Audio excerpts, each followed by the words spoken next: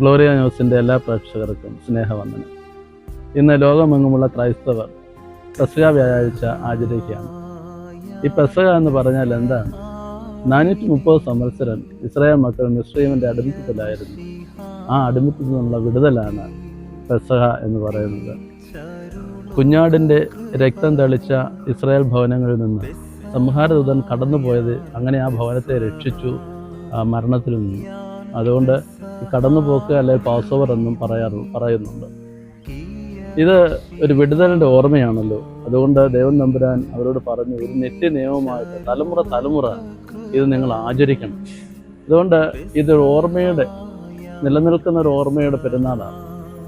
KR രമയുടെ ഓർമ്മയുടെ ഞരമ്പുകൾ എന്ന പുസ്തകത്തിൽ ഇപ്രകാരം പറയുന്നു: ഈ ശരീരത്തെ സജീവമായി നിലനിർത്തുന്ന നാഡീ നരമ്പുകളെ പോലെ നല്ല ഓർമ്മകൾ ശരീരത്തെ സജീവമായി നിലനിർത്തും. ദൈവം നമുക്ക് നൽകിയ വിടുതൽ ഓർമ്മയുടെ ഞരമ്പുകളാണ്. ദൈവത്തിൻ്റെ കരുതലും വിടുതലും ആർക്ക് ഓർക്കാതിരിക്കാൻ കഴിയും? നമ്മുടെ നിലനിൽപ്പിൻ്റെ ആകെ തുക ദൈവിക വിടുതലല്ലേ? നമ്മുടെ സഭയുടെ തേറാ സമൂഹം റിലീസ് ചെയ്ത 50 പുസ്തകത്തിലെ ഗുരുമൊഴികൾ ഇപ്രകാരമാണ്: ഒരു അധ്യാപകൻ ഉത്തരക്കടലാസുകൾ കുഞ്ഞുങ്ങൾക്ക് നൽകിക്കൊണ്ടിരിക്കുകയാണ്.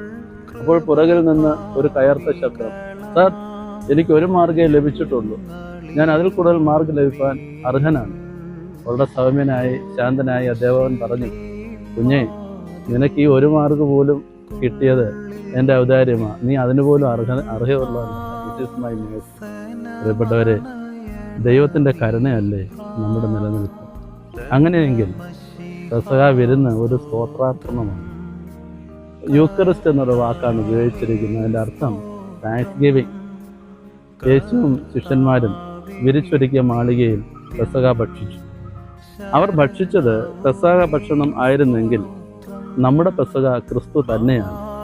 സ്വർഗത്തിൽ നിന്നിറങ്ങി വന്ന സാക്ഷാൽ അപ്പം നമുക്കായി കാൽവറിയിൽ നുറുക്കപ്പെട്ടു. വിശുദ്ധ യോഹന്നാന്റെ സുവിശേഷം 6-ാം അധ്യായം 48 മുതൽ 51 വരെയുള്ള വാക്യങ്ങൾ. നമ്മുടെ പെസഹ കുഞ്ഞാടും അറുക്കപ്പെട്ടിരിക്കുന്നു, അത് ക്രിസ്തുവാണെന്ന് പൗലോസ് അപ്പോസ്തലൻ കൊരിന്ത്യർക്ക് 1-ാം ലേഖനം 5-ാം അധ്യായം 7-ാം വാക്യത്തിൽ പറയുന്നുണ്ട്. കർത്താവ് അപ്പം എടുത്ത് വാഴ്ത്തി, ഇതെൻ്റെ ശരീരമെന്നും പാനപാത്രമെടുത്ത് അനേകർക്ക് വേണ്ടി ചൊരിയുന്ന എൻ്റെ രക്തം എന്ന് പറഞ്ഞ് നൽകുകയാണ്. ഇത് മറ്റുള്ളവർക്ക് വേണ്ടി നൽകപ്പെടുന്ന ഒഴിക്കപ്പെടുന്ന രക്തവും ഭക്ഷണവുമാണ്. നമ്മുടെ ജീവിതവും സഹനവും അർത്ഥപൂർണ്ണമുള്ളതാകുന്നത് എപ്പോഴാണെന്ന് ചോദിച്ചാൽ, മറ്റുള്ളവർക്കായി നമ്മുടെ ജീവിതം പകർത്തി നൽകുമ്പോഴാണ്. ശത്രുവിന് പോലും തൻ്റെ ശരീരവും രക്തവും പകർന്നു നൽകുന്ന സംസ്കാരം. മുറിഞ്ഞ ബന്ധങ്ങൾ പോലും ഈ പെസഹായിൽ ഒന്നായി തീരണം. എൻ്റെ മാവിയുടെ കൊച്ചുമകൻ്റെ അകാല മരണത്തിന് ശേഷം അവൻ്റെ കുടുംബാംഗങ്ങൾ, അവൻ്റെ അവയവങ്ങൾ മറ്റുള്ളവർക്കായി അവരുടെ ജീവിതങ്ങൾക്ക് വേണ്ടി പങ്കിട്ട് നൽകി. കർത്താവിൻ്റെ മാതൃക അന്വർത്ഥമാക്കി. സ്വന്തം ജീവിതം ബലിയാക്കാൻ കഴിയുന്നവനെ പെസഹ ഭക്ഷണത്തിൽ പങ്കാളിയാകാൻ കഴിയും. നിങ്ങളോട് ശത്രുത ഉണ്ടെന്ന് നിങ്ങൾക്ക് തോന്നുന്നവരോട് ചേർന്ന് ഈ പെസഹ പങ്കിടാം. അങ്ങനെ സുഖമുള്ള നനുത്ത ഓർമ്മകൾ നമുക്ക് സൃഷ്ടിക്കാം. അതിന് ഈ പെസഹ ദിവസം ഇടയാകട്ടെ. എല്ലാവർക്കും പെസഹ ആശംസ.